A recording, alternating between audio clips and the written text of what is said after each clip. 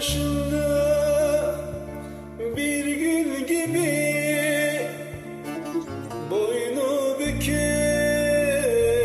kalan yarim, dikenleri acımadan yüreğime eken yarim. Bir kez sana bağlanmışım, ben kendimi unutmuşum. Ey aşkın ile kavrulmuşum, sevdan beni kül eyledi. Aşkın ile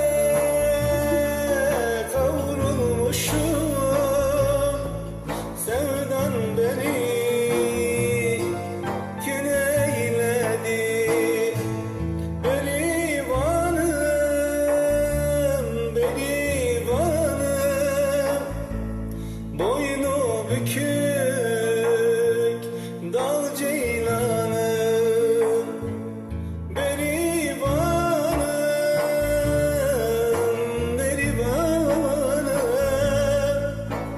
köy kokulu dal ceylanı.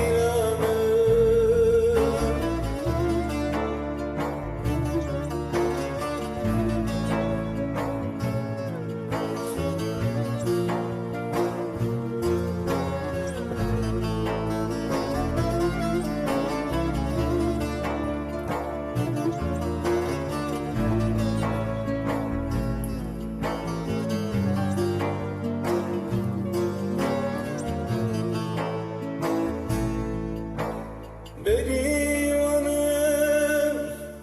dağ çiçeğim, bir gün sana döneceğim. Töreleri, aşireti senin için yeneceğim. Bir kez sana